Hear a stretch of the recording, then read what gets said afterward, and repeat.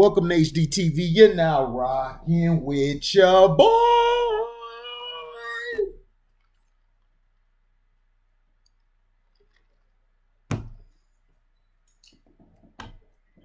Shout out to the Brooklyn Nets. Even though it was a controversial call at the end, Kyrie swiped the ball. Julius got it back. It shouldn't have been a travel. Julius should have had a chance to put the ball up. That was a bad call, and I understand why he was mad. He had a right to be upset. I would have been pissed off too. He just wanted to go ask the ref, like, why did you make that bad call? And this is the problem. The Warriors game was just as bad. Referee-driven game. It was fouls all game. The game wasn't even fun to watch, man. I'm ready for NFL season, dog. I can't take this no more. Basketball has gotten so trash. The first game was a great game, and the refs had to go screw it up like they always have to. They always got to screw the game up. Now,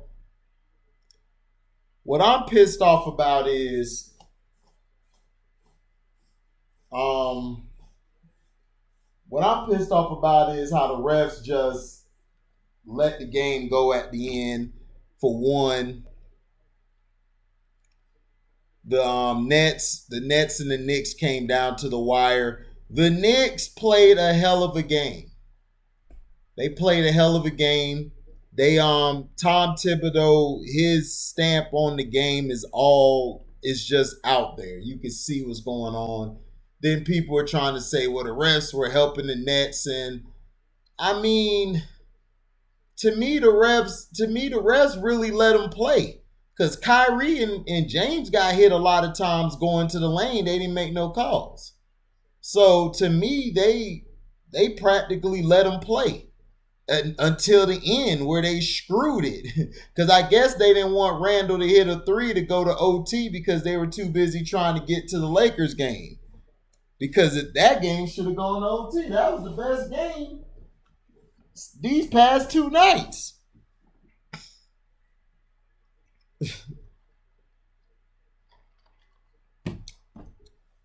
The Clippers game last night was atrocious. The Nets and Knicks saved my 2 days off of me watching some good to great basketball. Now, the thing with the Nets is the Nets got dominated down the stretch. What the Knicks were doing, the Knicks were putting pressure on them from full court. At times, they would go half court. They were able to get up on them. RJ Barrett and Julius Randle came alive and showed they are going to be a good to great 1-2 tandem. Julius Randle showed that he's going to be a superstar. He is. He's going to be a superstar. He took that game over down the stretch, and he put the Knicks on his back. And this is what I've been screaming for Steph Curry. This is what I've been screaming for the whole season. Julius, those are what superstars are. That's what a superstar is. Kyrie hit some big shots down the stretch. Now, the strategy down the stretch, I love what Tibbs did. He had them pressure the ball, put hands on the ball to force a jump ball. Smart coaching. That is old school coaching, where you don't foul right away. You get the ball so you could get an extra possession. So then you could tip the ball. It could go either way. You get a 50-50 chance. Defensively,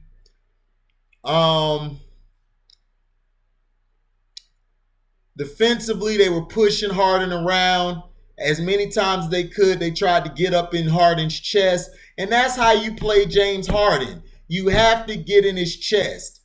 You can't go for the little fakes. Watch his waist. Bend your legs. Put your arms out. Soon as he put that ball down, swipe for it. Or what we used to do is grab the guy's wrist and accidentally look like you're trying to go for the ball, but grab his wrist by accident. He'll lose the ball, and you can tip it to yourself. Reggie Bullock hit some big shots in the game. Quickly for the Knicks, man. Quickly, I'm glad they got him in the starting lineup because he is that guy. That Knicks team is dangerous. I think this Knicks team could get to the 5th or 4th seed. I believe they can. If they continue playing like this, they can make it to the 4th or 5th seed. Now, the refs are going to try to screw them in some games, but I think they're mentally tough to deal with it. RJ Barrett came alive. He took it to the hole a couple times, made it late. I love how they were moving the ball. The Knicks, see, this is who the New Orleans Pelicans need to do. Stan Van Gundy need to go watch Coach for Dummies, read Coach for Dummies, and then watch film on how Tom Thibodeau coaches, how he kept the game close, how he had the pace set by his players, how they were moving the ball, guys moving off the screen, catching, shooting. Burks came off the bench, hit a few shots. Toppin and then they played them a little bit. They mainly went with 9 deep. So that was very intricate for them. Now the Nets down the stretch have to understand situational basketball. That may happen. Somebody may get the ball, make it a jump ball. They're not intentionally trying to foul you or steal the ball. So they have to come to them. Too many times in situations, Kyrie and Harden are running back, leaving Joe Harris or Shaman or whoever there to hold the ball, and they're not coming to help. You have to come to help them because they can't throw it. If they just throw it up, it's going to be out of bounds and somebody's going to pick it off. So that was what killed the Nets. I worry about the Nets' situational basketball IQ. Their IQ really wasn't that good down the stretch. They were saved a few times from Kyrie, but too many times that's not going to help you. And this is what I was saying, that the Miami Heat could give them trouble in the playoffs. The East is not playing. The East, people could give them problems because they're not great in situational basketball. You know, Steve Nash hasn't been in those situations. These guys haven't been in those situations together. That's why it's key for Kevin Durant to hurry up and come back. But now they're talking about it's going to be 1 or 2 more weeks. So we got to see what happens with that. But it was a great game. I give this game an A. It was the best game today, the past 2 days. It was better than last night's primetime game. This is how basketball is. It felt like I was watching a real basketball game.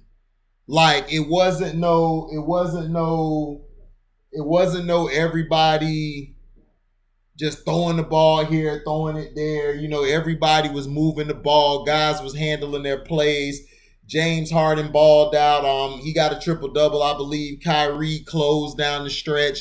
But certain situations, they got to learn how to communicate better and come together. Because too many times they were running away from the guy who had the ball, and they would grab the ball and make a jump ball, which they could get a 50-50 chance. And both times the Knicks won the possession, especially when they tipped it. They called a timeout. They had a chance. Randall went up. The ball was hit by Kyrie. They should have never called travel. They should have gave Randall a chance to tie the game. So the refs robbed that game. They destroyed that game.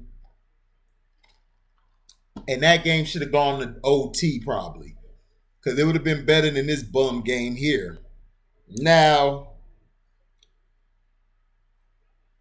Shamet made some shots. He was okay. Tyler Johnson, I believe Tyler Johnson need more minutes than Shamet. And I like Sexton. Sexton is pretty good. Claxton, excuse me. It's Claxton. He's pretty good coming in. He could guard the perimeter and the post. I like the defense that the Nets were playing. When guys were losing when guys would pick up for somebody, the guy would come, they would replace him looking for where their guy was at, and they got there. The defense of the Nets has improved dramatically since the first time they played, since they got Harden there. They're communicating, they're talking to one another, they're showing each other, yo, it's my fault. Everybody is holding themselves accountable, and that's how a championship team is built. The New York Knicks, they're not far off. Julius Randle took over and showed you that he's a superstar. He put this team on his back. RJ Barrett had some mistakes. He came to RJ telling him, yo, you good. Come on. You do this, do that. He's pointing guys, telling them on the defensive end where to go. And he handled his business. He was hustling. Guys was jumping on the floor for loose balls. Harden was jumping on floors. This was a solid game for both teams. Both teams, whoever won or lost, should not feel ashamed. Both these teams are going to give teams trouble in the playoffs. They're going to give teams trouble.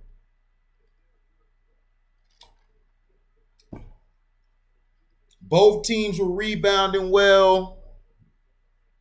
Let's see here. Finna look at it here. Now the field goal percentage, the Nets were at 58 compared to the Knicks 40. 3-point percentage, 41 for the Nets to the Knicks 36%. Free throws, the Knicks were on the line more with 27 to the Nets 22. The Knicks made theirs 85%. That's what kept them in the game, was the free throws, and the Nets only made 77%. The Nets have to work on their free throws.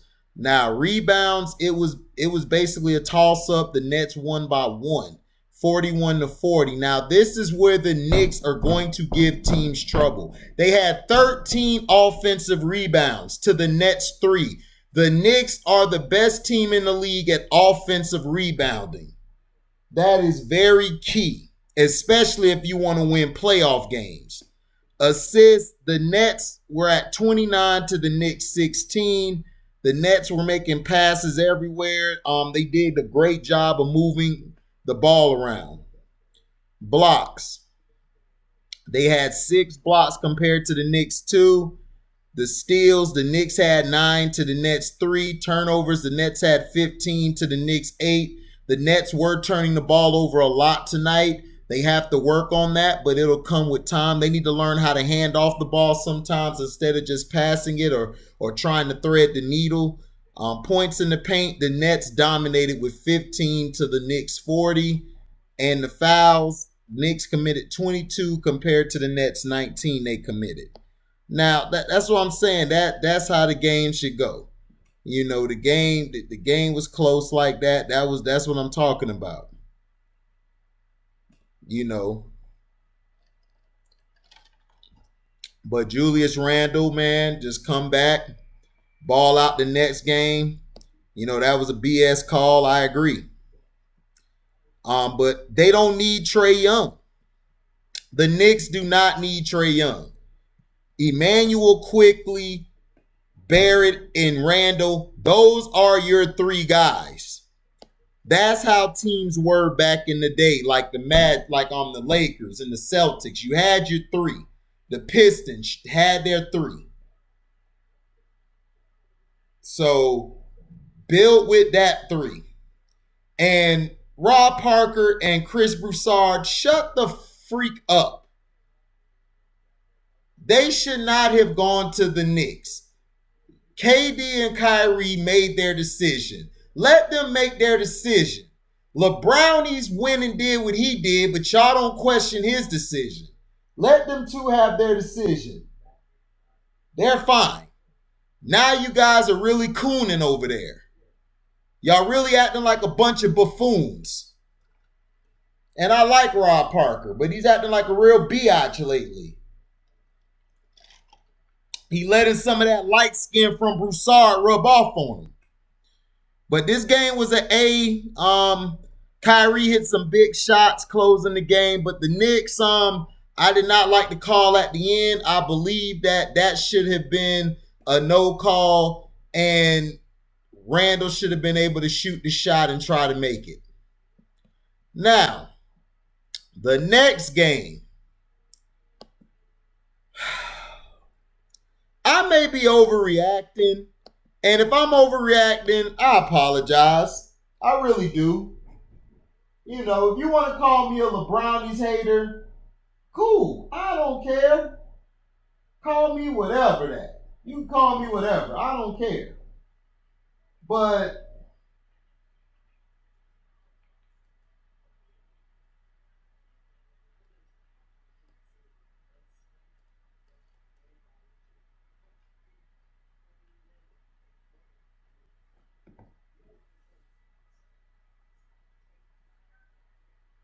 you know, this was atrocious. From the beginning, it was a good game. It was back and forth, nip and tuck. Then all of a sudden, the calls start coming in, where the Lakers were getting on the foul line all the damn time. Every time you look up, it's like, dog, really? And I don't want to sound like a hater, especially my boy Chris Cervantes, because he's a Laker fan. Nick Jacobs, you know, Chris Cervantes a real Laker fan. He's loyal. But, dog, I can't watch a Lakers game, dog. I just can't. It's the most boringest thing to watch. I feel like poking my head with nails because every 2 minutes it's a foul call. If you breathe on a Laker, it's a foul call. It's like, dude, if y'all want to put LeBron in the championship, I mean, go ahead. Just put him in the championship. Give him his 5th ring. Just give it to him if that's what you want, because it's no point. It's no point watching the games if you're going to give this guy every goddamn call in the motherfucking book. It's like, damn. You giving Harrell didn't even get elbowed by Wiseman. He just cocked his head back and put on the most fakest flop I've ever seen in my life, but he gets a call. And this is why we don't like the NBA. It's not because LeBron is the only one being promoted. That's just part of it. But dog, can he play a game without getting every damn call?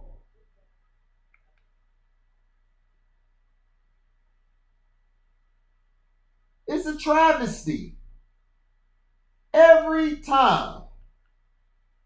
Every goddamn time, it's a damn foul call. I'm like, oh, God. I got to watch this bull crap. And the only reason I didn't go live or do a StreamYard is because I got to go to work in the morning. But this game was trash.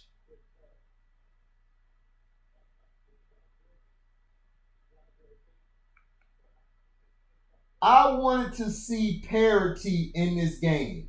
How are you going to get your ratings back? How are you going to get the ratings back when you guys, dog, when you guys are calling this BS every 2 seconds?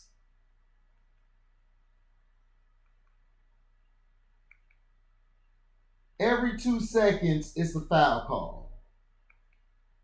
It's like, are you serious? I couldn't even enjoy the game. And then the Warriors, they threw the game. They weren't even out there playing. They basically didn't care.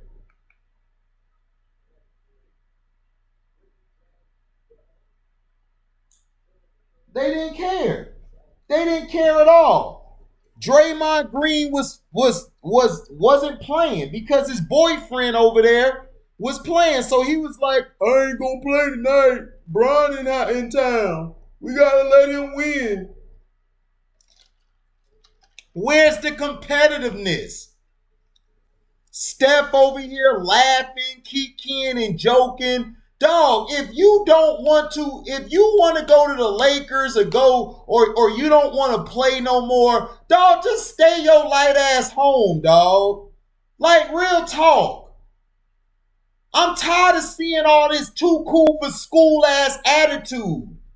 I'm tired of seeing all of this. Oh, you my dog and y'all pounding. Nigga, this a game. Y'all supposed to be playing, beating their ass. Y'all have ruined basketball. You, LeBron, all of you busters. Y'all have ruined it. You, Draymond, and that bum LeBrownies. All y'all over there all laughing and kikiing together, giving each other pound. What the hell is going on, dog? If none of y'all want to compete, just stay your asses home. I am not watching a Lakers game again, ever. I don't care who they're playing. I'm tired of this. If y'all want them to have the championship, like Dennis Green said, crown their asses then. This is the worst basketball I have ever seen in my life. In the past 10 years, basketball has been trash. The only time it's been fun to watch is when you watch lower market teams actually playing each other, because they play a better game than these bum-ass teams they're showing on national TV. Brooklyn and New York was the best game I've seen in these 2 or 3 nights.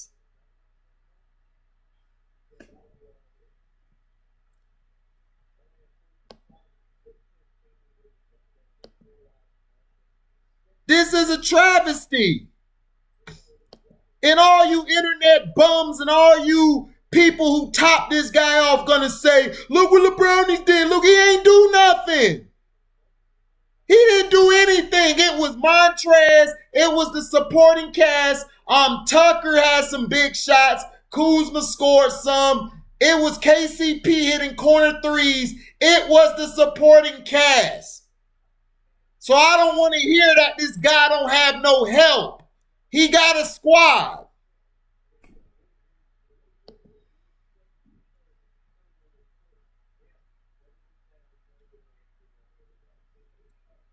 I am so sick and tired of these nonchalant ass guys out here.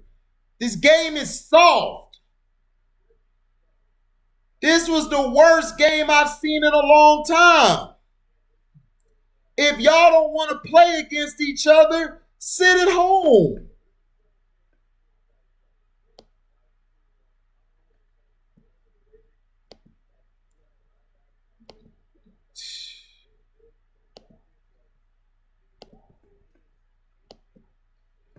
This game was atrocious, dog.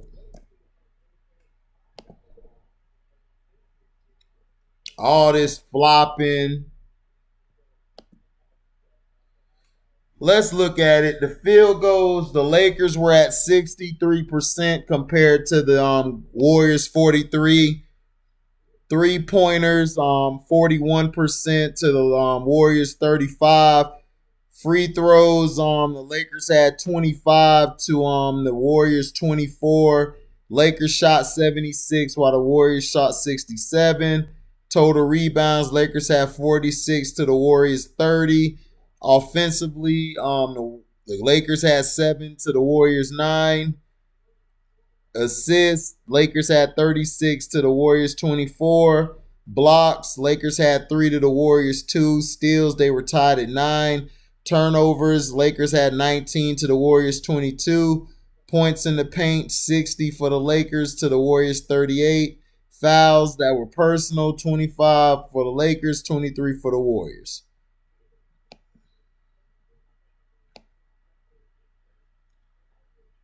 And Draymond Green put up his triple single tonight.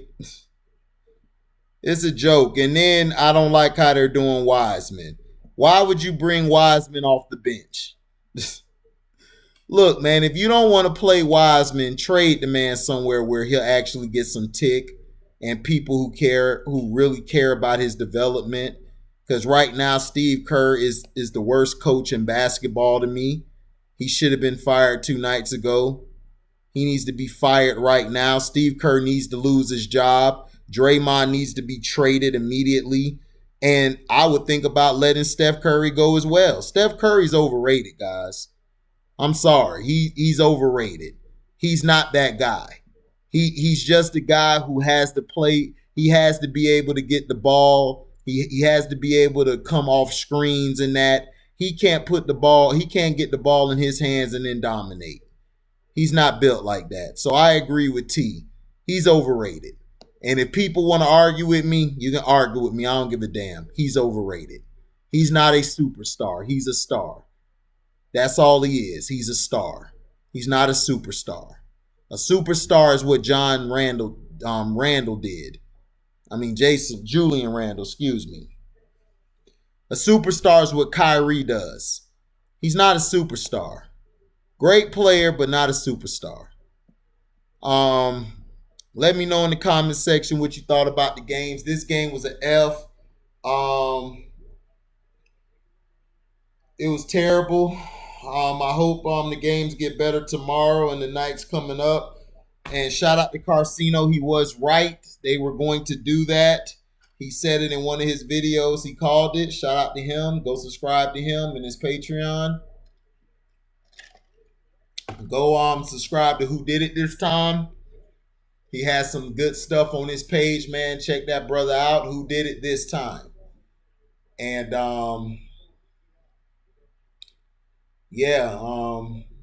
thank you for listening, man. Make sure you like the page, comment, subscribe, and share this, and hit the notification bell to select all to receive notifications. And if you like to donate to the page, you can cash at me at the word welcome, the number 2, and an HDII TV. And thank you. Also it'll say Harry and the number 2 next to it, that you'll be able to find my Cash App. Shout out to Who Did It This Time for his donation, man. Thank you, man. Blessings to you, man. You've been supporting this page. You and Andrew Gray have made this page continue to grow, and y'all are the reason why I continue to do this. Thank you all for listening, and we're out. Deezy.